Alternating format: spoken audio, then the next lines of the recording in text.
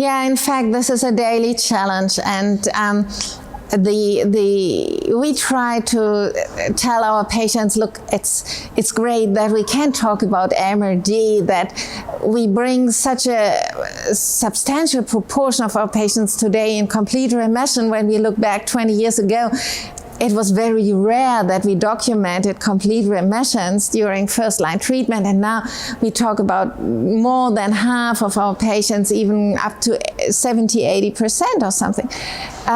But we also say, look, it's not the only measurement we have to look on, because even we know that MRD positive patients can remain in long-term remissions.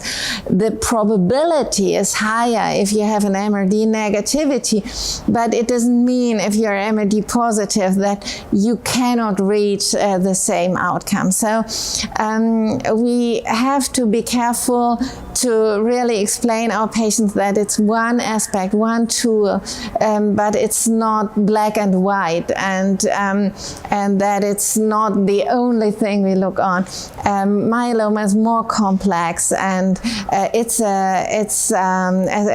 a marathon journey with our patients, and so we have to bring that in the whole picture, in the complex picture of the whole the disease and its management.